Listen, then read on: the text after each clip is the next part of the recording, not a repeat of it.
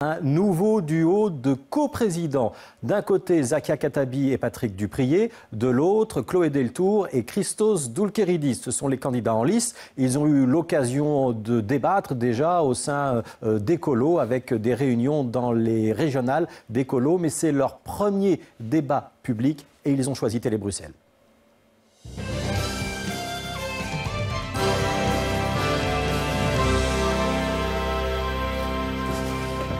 Voilà, bonsoir à tous les quatre. Merci d'être présents sur ce plateau. Les débats se sont bien passés dans les régionales. Fort bien.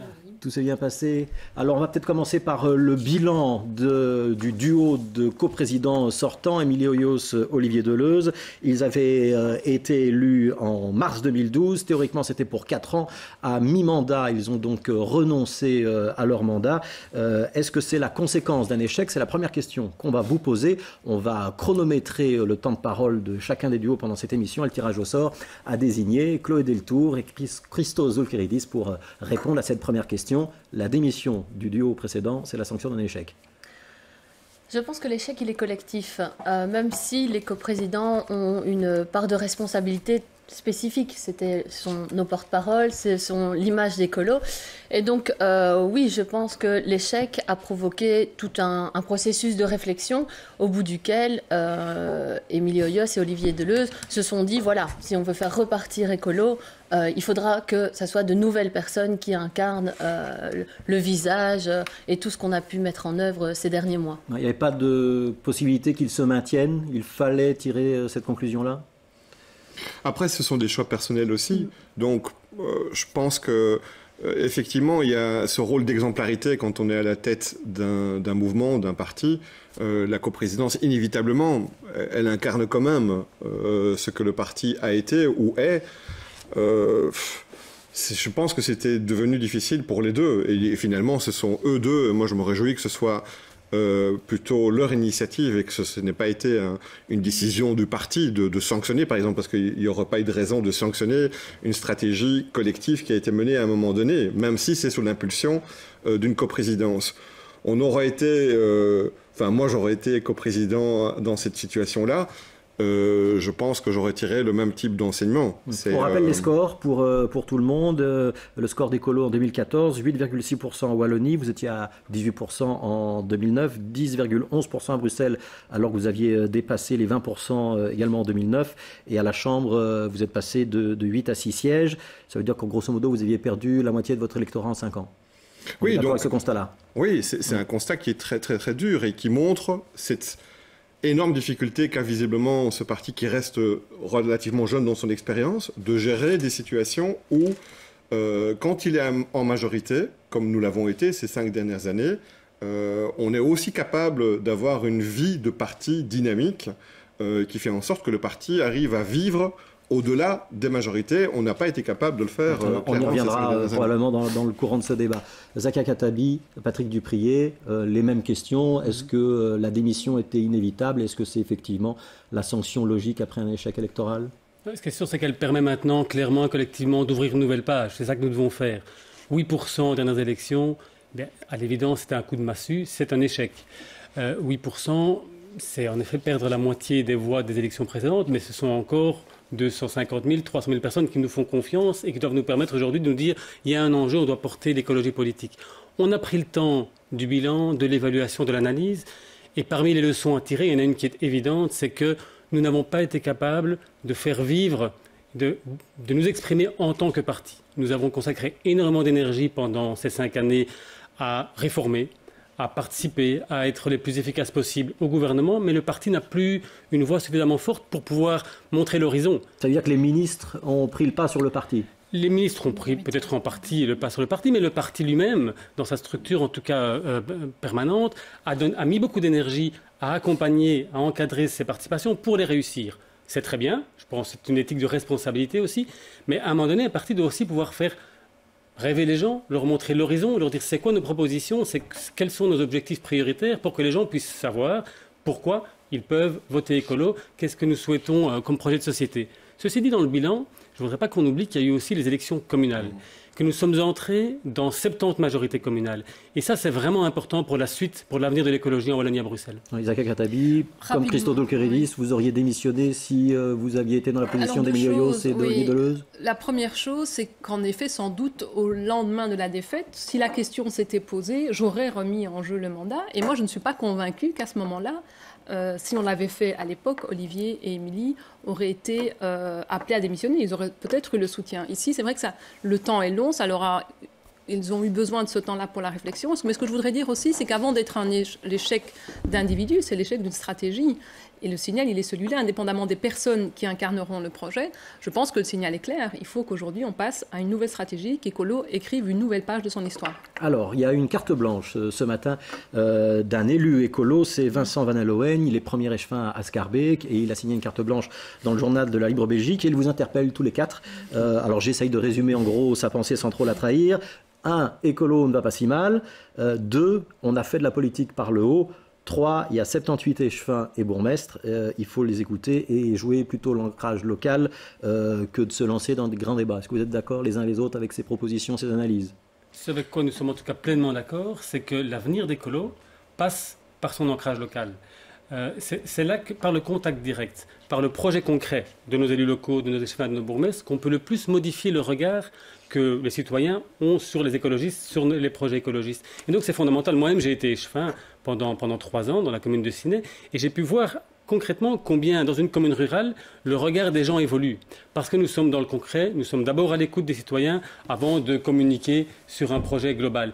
Et on ne peut communiquer correctement avec les gens qu'en les rejoignant d'abord là où ils sont. Ce que dit Vincent Van Allowen, c'est il faut que ça parte des élus locaux et plus de la direction du parti. Vous êtes d'accord avec ça ? Alors, en tout cas, ce pourquoi nous plaidons, c'est qu'en effet, tout ne soit pas à la main de la direction du parti. Il y a aussi les groupes parlementaires. Je ne voudrais pas qu'on jette tout le travail qui est fait dans les différents parlements. Et là où on le rejoint complètement, c'est qu'en effet, l'ancrage durable d'Écolo passera par le local. C'est à travers le local qu'en effet, on le voit bien, là où on a participé, là où on est en majorité au niveau local, eh bien, la prophétie qui voudrait que Écolo, une fois qu'il a participé, perd la prochaine fois, au niveau local, ça ne se montre pas du tout. Voilà, la prophétie ne se réalise pas. Et donc, nous avons la conviction que le redéploiement d'Écolo passera par le local. Ouais, Chloé Deltour, Christophe Dolkeridis, 78 échevins, il n'y en a jamais eu autant dans l'histoire d'Écolo. Oui. Et en effet, comme on l'a dit, aux dernières élections communales, ça s'est bien vu. C'est pas quand on est en majorité, après on perd les élections. Les communes où on était en majorité aux dernières élections communales, on les a renforcées, on s'est consolidés. Donc voilà, ça c'est quand même un signe très fort que l'ancrage local se maintient. Maintenant, je pense qu'au-delà des endroits où on est en majorité, on a aussi des groupes locaux, on a des conseillers CPS qui font un énorme boulot, sont un peu les ambassadeurs d'Écolo dans une vie quotidienne, une vie politique quotidienne. Je pense qu'on doit aussi les encourager dans leurs actions, dans leur manière de partager l'écologie politique au quotidien. Christophe Dolkeridis, est-ce que la direction précédente n'a pas été suffisamment à l'écoute des élus locaux ? Allez, la direction politique précédente, elle a démissionné. Centrons-nous sur ce qu'on doit faire demain, parce qu'autrement, on va s'acharner et ça ne sert à rien. Il dit 2 choses vraiment intéressantes, je pense, Vincent Van Allowen. Il dit d'abord, l'écologie politique n'est pas du tout en crise. Et ça me paraît extrêmement important. Quand on voit les défis qu'on doit rencontrer dans cette société en matière écologique, je veux dire ce qu'on mange, ce qu'on boit, le nombre de reportages qu'il y a tous les jours sur les conséquences d'actes très quotidiens, parce que l'écologie, c'est pas quelque chose d'abstrait, c'est quelque chose de tous les jours qui concerne tout le monde, qu'on soit jeune, qu'on soit plus âgé, qu'on soit femme, qu'on soit homme, ça nous concerne tous. Et cette écologie politique-là, elle n'est pas du tout en crise. Au contraire, on doit vraiment se mobiliser pour aller dans cette direction. Et la deuxième chose qu'il dit, qui est très importante, c'est que c'est vrai, le parti traditionnellement, et c'est pas nouveau, c'est pas ces 5 dernières années, c'est presque depuis toujours, a toujours un peu trop fonctionné avec les niveaux parlementaires ou gouvernementaux et pas assez avec ce qui pouvait se faire dans les communes. Or, ça fait partie des endroits où effectivement on change les choses. Et je ne voudrais pas qu'on commette 2 fois la même erreur, c'est d'être incapable de valoriser tout ce qui est fait. On a fait un travail incroyable dans les gouvernements, on ne l'a pas assez valorisé, on fait un travail incroyable dans les communes de la majorité et on ne le valorise pas suffisamment non plus. Donc là, il y a un vrai défi. Alors, je vous propose de passer à un premier thème ou une première grande question qu'on va vous poser, c'est de savoir si les écolos sont de droite ou de gauche? Alors je sais que le débat est éternel, ça vous fait sourire, je vois autour de la table. Zakia Khattabi, Patrick Dupriez, j'ai lu le programme que vous avez rédigé, qui est sur le site d'Ecolo. Vous prenez une rupture avec le modèle productiviste, consumériste et capitaliste qui détruit la planète. Ça veut dire que votre projet à vous, il est clairement à gauche ou je n'ai rien compris? Ça veut dire qu'on va plus loin, qu'on est l'avenir de la gauche, en effet. Parce que la gauche, qu'est-ce qu'elle nous a donné à voir quand elle était au pouvoir? C'est la gauche qui a mis des milliers de personnes aujourd'hui qui se retrouvent éjectées du chômage et qui doivent aller essayer. Et donc, si je peux terminer.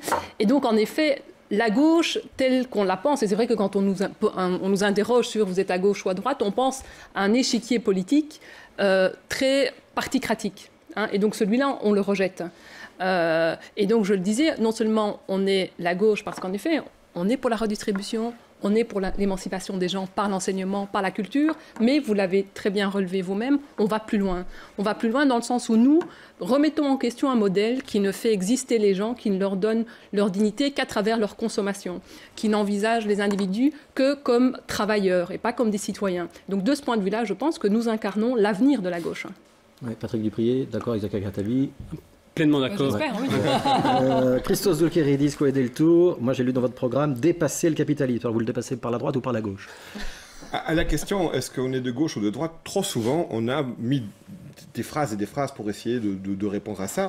Je pense que si nous, on n'est pas de gauche, je ne sais pas très bien qui l'est. C'est-à-dire que la question, effectivement, des inégalités fait partie au cœur de nos propositions, même si, effectivement, et c'est normal qu'on soit quand même d'accord là-dessus, on n'est pas du tout que ça. Et on ne peut pas, nous, considérer que nous sommes sur les mêmes positions que d'autres partis qui se présentent à gauche. La question de l'émancipation, par exemple. J'ai été ministre du Logement, c'était un enjeu fondamental. Et là-dessus, les écologistes ont une position qui est beaucoup plus offensive, c'est-à-dire beaucoup plus ambitieuse pour les gens. On n'est pas dans une logique d'assistanat, on est dans une logique d'émancipation. La question écologique, elle dépasse, et c'est vrai, Zakia parlait de la question du productivisme, c'est-à-dire d'être conscient qu'on ne peut pas consommer et continuer à consommer 4 fois et demi l'équivalent de notre planète si on continue à fonctionner de la même manière. Et ça, ni la gauche ni la droite ne sont là-dessus. La question de l'éthique, ça, c'est pas seulement un truc de gauche et de droite. Malheureusement, le rapport à l'argent qu'ont beaucoup de partis, en ceux y compris dans certains partis de gauche, est absolument malsain. Et il y a aussi là une attention que les écologistes ont apportée dans le débat et depuis qu'ils sont présents, qui est extrêmement importante et qui effectivement dépasse parfois cette question. Alors je vais vous couper pour garder un équilibre dans les temps de parole. Il y a une expérience qui a un petit peu traumatisé les écologistes, ceux qui ont un petit peu de mémoire s'en souviennent, c'est le pôle des gauches. C'était en 2002, donc c'est un petit temps déjà. C'était une forme d'alliance avec le Parti socialiste. Alors est-ce qu'aujourd'hui, pour peser dans le débat, Écolo doit travailler avec le Parti socialiste? Est-ce que c'est son allié naturel, puisque c'est le plus gros parti à gauche en Belgique francophone, ou est-ce qu'au contraire, on doit aller dans des alliances sans le Parti socialiste quand on est écolo et qu'on veut faire passer son programme? Moi, je pense qu'on doit aller dans des alliances qui nous permettent d'être les plus forts et de faire avancer, et qui nous permettent de faire avancer le projet écologiste. On est libre de nos associations. Complètement. Vous avez écrit, Complètement. Et j'ai donné l'exemple tout à l'heure. Est-ce qu'on peut être un parti de gauche et aller dans une alliance avec des partis de droite pour appliquer sa politique? Alors, on ira là où on pèse le plus fort pour faire avancer le projet écologiste. On avait un Premier ministre socialiste. Je vous demande de faire le bilan d'un gouvernement fédéral sous Di Rupo. Et alors, vous me direz si en effet la gauche a pesé. Donc, nous serons là où Écolo pourra peser de tout son poids pour défendre son projet, un projet écologique. Donc, il n'y a pas d'alliance privilégiée. Il n'y a pas d'alliance privilégiée, si ce n'est les alliances que nous pouvons nouer avec ceux qui bougent, avec la société civile engagée, avec tous ces acteurs de la transition sur le terrain aujourd'hui, avec les nouveaux mouvements sociaux, tous ceux qui luttent contre l'austérité, tous ces citoyens, ces entrepreneurs, ces scientifiques, ces artistes qui aujourd'hui, parce qu'il y a une aspiration à autre chose, se disent on va faire sans le politique sur le terrain, on va mener des projets concrets qui changent le monde. Mais c'est avec ces gens-là qu'on doit s'allier d'abord pour peser sur le réel. Mais est-ce que c'est pas plus facile de travailler avec des gens qui pensent un petit peu comme vous, ou proches de vous, qu'avec des gens qui ont une pensée radicalement différente sur le productivisme, par exemple? Vous avez évoqué vous-même les convergences de gauche, où en effet, l'intérêt du PS en l'occurrence dans cette alliance, c'était de manger écolo et pas de travailler ensemble. Donc notre priorité, ce sera de peser fort et de faire avec et pas en passant les plats à certains ou à d'autres. Chloé Deltour, Christos Doulkeridis, la même question. Moi, PS allié naturel ou pas? Non, je ne pense pas qu'il y a des alliances naturelles. Je pense que vraiment le curseur, c'est nous, c'est notre programme, ce sont nos idées. Et ça se traduit au niveau local. Nos majorités locales sont autant avec le MR, le PS, le CDH. C'est là où on a pu construire une base commune, un projet commun pour les communes, et c'est ça qui a compté. Alors, on va rester encore 2 minutes sur l'axe droite-gauche, même si vous n'aimez pas ça. Et on parlera d'environnement juste après. Mais sur l'axe droite-gauche, entre le PS qui incarne la gauche traditionnelle aujourd'hui, le PTB qui incarne un peu le vote du refus, la critique du système, le CDH qui occupe le centre, sur l'axe droite-gauche, où est-ce que vous placez Écolo entre ces 3 partis-là et comment est-ce que vous pensez qu'Écolo doit occuper cet axe droite-gauche? Clairement au-dessus. Clairement au-dessus de ces. Ça, c'est la réponse facile. Oui, mais c'est une question c'est une question qui est amusante. Mais ce sont les actes qui comptent. On a aujourd'hui, au niveau fédéral, et dans malheureusement beaucoup de pays européens, une droite décomplexée qui défend son programme, très conservateur, qui, sur la question de l'égalité des femmes-hommes, souvent recule. Sur la question sociale est vraiment tout à fait imbuvable à nos yeux. Et puis, on a en face, dans d'autres gouvernements, on est au gouvernement bruxellois, au gouvernement de la Fédération Wallonie-Bruxelles, le Parti socialiste qui est en alliance avec le CDH, et qui présente une espèce de gauche complexée, qui se contente en fait de dire, de critiquer le fédéral, et le MR et la NVA, mais d'aller exactement dans la même direction. Or, l'enjeu aujourd'hui, c'est d'aller dans une autre direction. Ouais. Est-ce qu'il reste de l'espace? Il y a justement un espace extrêmement important à incarner un parti qui dit qu'une autre voie que celle qui est proposée par le Parti socialiste ou le MR ou les conservateurs, parce qu'au niveau européen, ce sont les mêmes partis qui s'y retrouvent, une autre voie est possible pour la Belgique et pour d'autres pays européens, et cet écolo a montré justement ce chemin-là. Donc PS, CDH, PTB... Aucun de ces 3 partis ne remet en cause le cadre qui nous est imposé, c'est-à-dire le productivisme. Et de ce point de vue-là, je ne peux pas me situer à travers ces 3-là, puisque nous voulons faire exploser ce cadre. Vous savez, ils ont tous le nez rivé sur la croissance. Ce qui les différencie, c'est la façon dont on va distribuer les fruits de cette croissance. Nous ne voulons pas garder le nez sur les chiffres. Nous souhaitons proposer un projet alternatif. On l'a dit, c'est un projet post-productiviste, c'est-à-dire que nous refusons la dictature des comptables. Nous refusons que ce soit les institutions qui nous dictent nos politiques. Nous souhaitons remettre au centre du débat démocratique le politique. Quand on voit aujourd'hui, moi je dis, quand Elio Di Rupo était Premier ministre et qu'il venait au fédéral présenter le projet de son gouvernement, il faisait qu'aligner des chiffres. Et je me demandais comment est-ce que les citoyens aujourd'hui pouvaient avoir de l'espoir et pouvaient se retrouver dans un projet politique. Donc c'est tout ça que nous rejetons.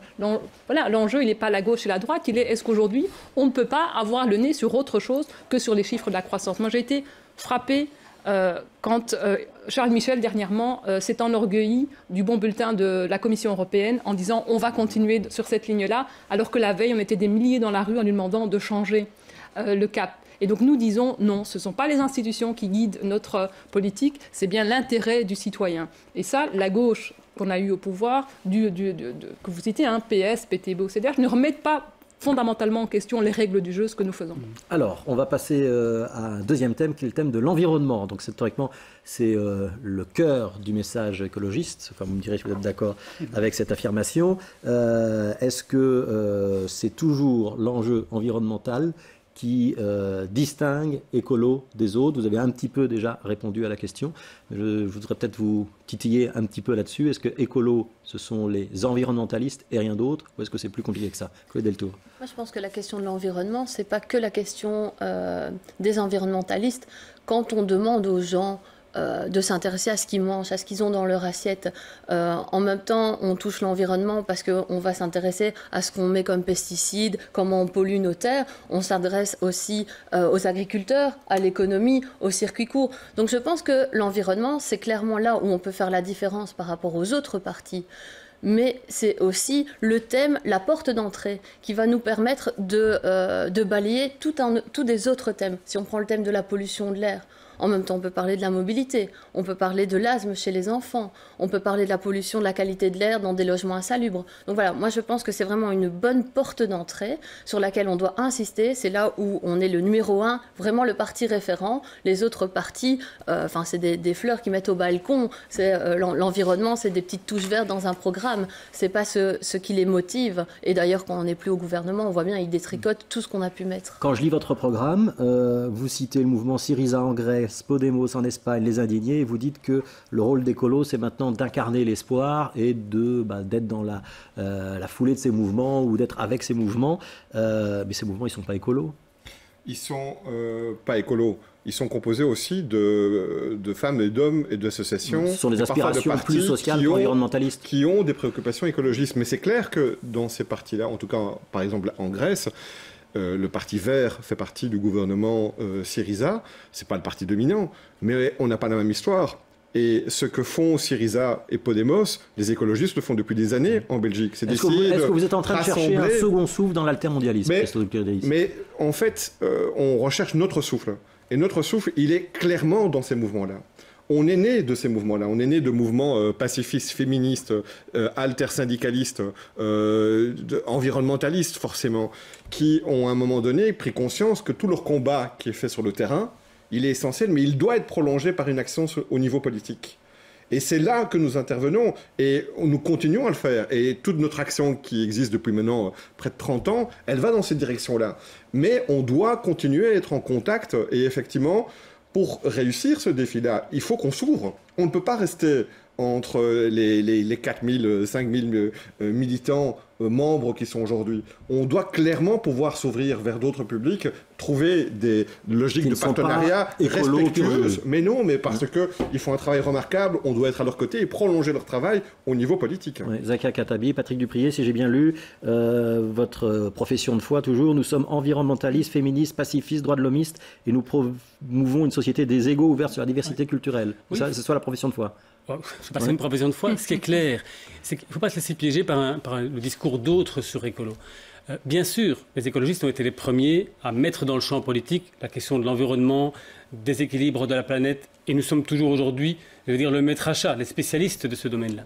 Mais écolo a toujours été un parti généraliste. Nous nous sommes toujours préoccupés de l'ensemble des thématiques et de ce qui est intéressant pour la vie en société. La mission historique des écologistes, c'est bien sûr réconcilier les activités humaines avec les équilibres de la planète, c'est bien sûr nous reconnecter à la nature, mais c'est aussi, et ça a toujours été, poursuivre la justice sociale, faire en sorte que chacun et chacune puisse mener une vie digne, puisse vivre de façon émancipée, autonome, responsable dans la société, pas seulement comme consommateur ou comme travailleur. Et nous avons toujours voulu le faire, et c'est fondamental pour nous, de façon démocratique, via la participation des gens. Et en ça, ce qui se passe aujourd'hui avec les mouvements dont vous venez de parler, c'est intéressant et c'est vraiment important parce qu'il y a un vrai défi démocratique aujourd'hui dans la mesure où de plus en plus de décisions échappent aux politiques, échappent au Parlement. On se réfère aux lois, entre guillemets, des marchés, mais qui sont les marchés ? C'est une forme d'oligarchie de rentiers aujourd'hui qui dicte leurs lois aux États. Et donc le premier défi que nous devons relever ensemble, c'est de reprendre une forme de souveraineté pour nous définir un avenir collectif. Et à travers ça, la spécificité des écolos, c'est de relier les différents enjeux. Quand on parle de transition énergétique, bien sûr on parle de climat, de qualité de l'air, mais on parle aussi d'entreprises locales plutôt que de pétrodollars. On parle aussi d'emploi dans la rénovation. On parle encore de la possibilité pour les gens de se chauffer ou pas. Donc on relie l'ensemble des thématiques. Est-ce que Zakia Khattabi, on peut dire qu'il y a un noyau dur du message qui est l'environnement et il y a l'enveloppe autour du noyau comme dans un atome qui est le social et l'intermondialisme ? Non, je ne dirais pas qu'il y a un noyau, une enveloppe, c'est un tout. Je pense qu'on ne peut pas faire d'environnement. Nous plaidons, nous défendons la justice sociale et la justice environnementale. Pour nous, elles sont liées. Et vous évoquiez tout à l'heure, je voudrais revenir là-dessus, des mouvements comme Podemos, Syriza. Moi, je sais que quand je suis rentrée chez Écolo il y a un peu moins d'une vingtaine d'années, eh bien, Syriza, Podemos, c'était Écolo. C'était Écolo qui mettait en place les assemblées participatives. Les discours en rupture avec le mainstream et la pensée unique, c'était Écolo. Et donc, notre projet, c'est pas de devenir Syriza ou Podemos, vous l'avez dit, ce ne sont pas des écologistes, c'est de redevenir ce que nous avons été, c'est-à-dire une force politique alternative qui propose un vrai projet de rupture. Et dans ce sens-là, le projet de l'écologie est sans doute radical. Alors, dans les deux candidatures, je n'ai pas trouvé de proposition environnementale proprement parler, mais si vous pouvez me traduire en, disons, 2-3 mesures fortes ce que peut être l'apport d'écolo dans un gouvernement, c'est quoi? Des mesures concrètes, c'est la sortie du nucléaire, c'est quoi? Deux, trois mesures sur lesquelles vous seriez d'accord? Mais sortir du nucléaire et sortir des énergies fossiles. Consommer moins d'énergie, mais faire en sorte que l'ensemble de l'énergie, de l'électricité produite et consommée chez nous soit issu du renouvelable. Voilà un objectif environnementaliste clair, mais qui n'est pas seulement environnementaliste. Une de mes spécialités, c'est l'alimentation. Une agriculture plus durable et de l'alimentation saine pour tout le monde, c'est un enjeu social et de santé. Mesures concrètes, ça veut dire quoi pour les citoyens? Ça veut dire que les produits sains, les produits frais, les produits bio soient accessibles à tous demain, et à commencer par les cuisines collectives. Ouais. Mesures concrètes sur l'environnement. On en a mis en place. Hein. Ouais. Je veux dire, en tant que ministre du Logement, c'est pas pour rien qu'on a investi dans la rénovation et dans la construction des logements en nécessitant très peu de consommation d'énergie, parce que ça, on le voit bien, hein, quand les gens sont dans un logement social et qu'ils payent plus cher pour leur facture pour se chauffer que le loyer, il y a un problème quand même. Et ça, c'est par exemple une mesure où effectivement, il n'y a pas d'opposition entre l'écologie et le social. Sur l'alimentation, ce qui est quand même anormal, c'est qu'aujourd'hui, quelqu'un qui veut acheter un produit polluant, est pratiquement toujours moins cher qu'un produit qui n'est pas polluant. Est-ce que c'est normal quand on voit les conséquences sur la santé, quand on voit les conséquences sur l'économie? Donc, mesures concrètes pour corriger ça? Eh bien, par exemple, travailler sur la TVA ou travailler sur les aides qui peuvent être octroyées pour que, effectivement, les produits qui sont plus locaux, les produits qui sont mieux fabriqués, qui sont moins polluants, coûtent moins cher, pas seulement dans l'alimentation, mais pour le reste, c'est vraiment un objectif fondamental des écologistes. Alors, on va aborder ce qui vous différencie peut-être le plus dans ce débat interne, c'est l'organisation interne d'écolo et aussi les pratiques politiques, comment on gère une carrière politique, comment on assume ou pas la personnalisation et la médiatisation de certains élus. Alors, je vais peut-être commencer par vous, Zakia Khattabi et Patrick Dupriez. Vous écrivez qu'il faut associer les militants à la stratégie du parti. Alors, est-ce qu'on peut vraiment associer des militants à la définition d'une stratégie?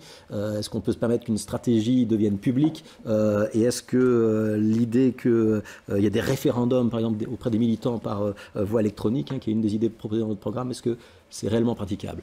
Alors, je pense qu'on le pratique déjà. Je veux dire, si vous venez participer à notre conseil de fédération, qui est le Parlement, c'est un lieu stratégique où les militants ont la parole sur des décisions stratégiques. Alors, c'est pas à tous les niveaux qu'on décide de tout, mais sur les grosses questions stratégiques, on a un lieu de débat qui est le conseil de fédération, qui, c'est vrai, ces dernières années, a sans doute plus été un lieu de gestion qu'un lieu de vrai débat politique. Et donc, un de nos objectifs, c'est de repolitiser, en effet, cette instance. Aussi parce que parfois, dans des débats compliqué. Il faut qu'on puisse assumer collectivement les positions qui sont prises dans les parlements. Et parfois, il ne suffit pas, tout n'est pas dans un programme. Il y a des questions aussi, plus des questions d'éthique ou sociétales qui à un moment donné se posent.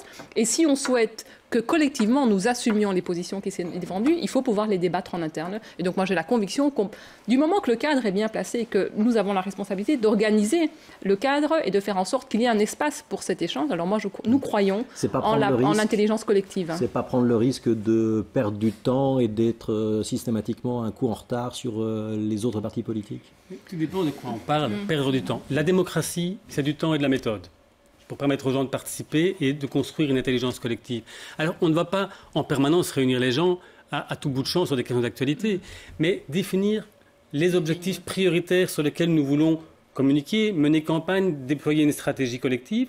Il est normal que ça se fasse avec les militants, surtout que les militants, ce n'est pas seulement des gens qui viennent comme ça. Parmi nos militants, nous avons une diversité de compétences, de personnes ressources, d'engagement extraordinaire. Il faut valoriser, il faut mettre en musique cette diversité d'engagement. Et c'est d'autant plus important, je pense, dans le contexte où on a vu nos moyens diminuer de telle sorte qu'on ne va pas pouvoir se passer de toutes les expertises, de la diversité des expertises qu'il y a chez nos militants. Ouais. Chloé Deltour, Christophe Lougredis, vous écrivez « On ne doit pas craindre de devenir populaire ».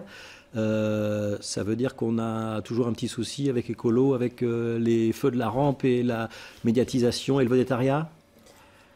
C'est pas ça. Enfin, quand on a expliqué être populaire, c'était premièrement, on voulait pas. C'est pas populiste. Et c'est pas non plus, et je pense que c'est vraiment une volonté, sortir un peu du discours expert qu'on a trop souvent. Et je reprenais l'expression, c'est que tant que les écolos auront un dictionnaire qui sort de leur bouche, le message ne va pas passer, les gens ne vont pas comprendre de quoi on parle. Et donc c'est ça être populaire, c'est de pouvoir s'exprimer avec le code de langage des personnes à qui on s'adresse. Et donc je pense que c'est fort important quand on va dans la rue, sur les marchés, de pouvoir écouter les gens. être en adéquation entre ce qu'on leur dit et leurs besoins, de pouvoir expliquer la partie du programme qui répond à leurs questions. Et donc pour ça, il faut être populaire, il faut être vraiment à côté des gens. Oui, Christos Doulkéridis, vous êtes sur la même longueur d'onde que Patrick Dupriez et Zakia Khattabi. Il faut plus de place pour les militants ou il faut que la direction assume son rôle de direction? Non, mais c'est une tradition d'avoir effectivement un parti qui est très donc démocratique. Même là-dessus, il n'y a pas de différence entre vous? Non, mais peut-être que simplement, quand on dit les militants, nous voudrions qu'il y en ait beaucoup plus et qu'on parvienne, et on a mis beaucoup d'attention quand on disait populaire, à faire en sorte que il y a aujourd'hui des gens, beaucoup de groupes sociaux, je vais dire des indépendants parfois, des gens qui se lancent dans des entreprises, qui ont l'impression parfois erronément qu'on ne s'adresse pas à eux. Il y a des gens du milieu plus populaires parfois qui ont l'impression que l'écologie, qu'écolo ne parle pas d'eux ou ne parle pas de leur réalité. Alors que dans nos propositions, dans nos projets, dans notre action, on s'adresse clairement à ce public-là.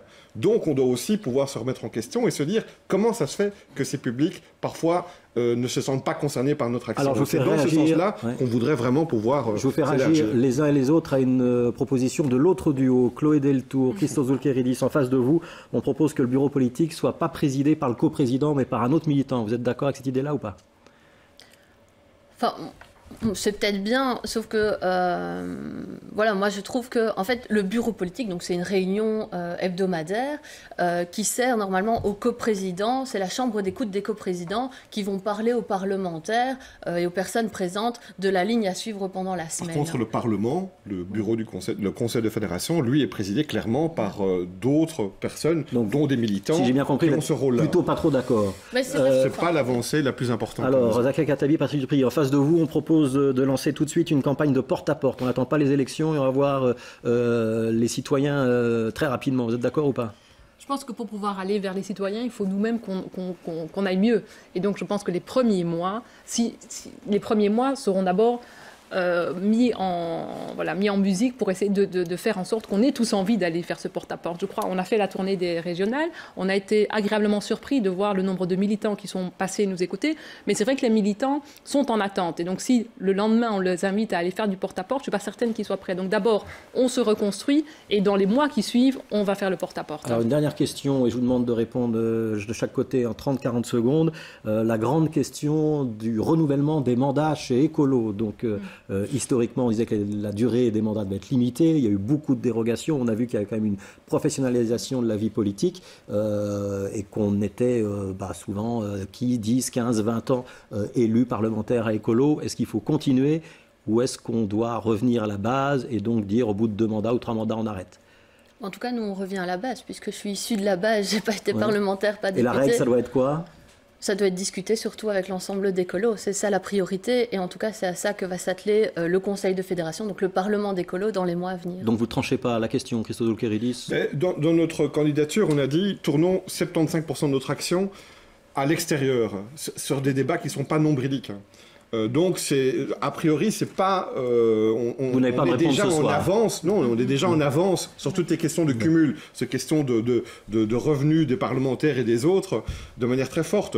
Et donc, c'est pas directement. Il n'y a pas d'engagement là-dessus. Zakia Khattabi, Patrick Dupriez. Donc, de fait, ce n'est pas une décision qui nous appartient. Mais ce que nous disons clairement et nous l'avons mis, c'est qu'il faut. Sur ces questions-là aussi, les pratiques politiques, notre manière de faire de la politique autrement, il faut aussi une ligne claire. Éviter les dérogations et les systèmes qui font que ce n'est plus très lisible. Et par rapport à cet enjeu-là, nous croyons pour Écolo et pour la société que renouveler les mandataires, c'est essentiel. Il faut que les citoyens puissent faire un parcours en politique, retourner dans des activités professionnelles. Vous êtes en train de me dire qu'il y aura des interruptions de carrière. Quand on a été député un certain nombre d'années, on doit arrêter. Et puis on fait autre chose. Et puis éventuellement on revient ou pas. Mais la politique... Même si on a une star de la politique et qu'on ramène beaucoup de voix. Non, mais on a une star de la politique qui est Jean-Michel. Il n'a jamais fait qu'un seul mandat. Donc je ne ferai pas, moi, le lien entre le mandat ou Jean-Michel. Oui, mais il n'a pas été parlementaire 20 ans. Et pas 40 ans bourgmestre. Personne ne devrait être 40 ans bourgmestre. C'est un problème de pouvoir. Patrick Dupriez, Zakia Khattabi, Christos Doulkéridis, Chloé Deltour. Merci beaucoup d'avoir été sur Télé Bruxelles ce soir. Les militants écolos votent dimanche. On vous en parlera bien sûr lundi sur l'antenne de Télé Bruxelles. Si vous aimez la politique, vous serez demain à 12h45 sur cette antenne avec Stéphanie Meyer qui recevra Benoît Serex. À demain.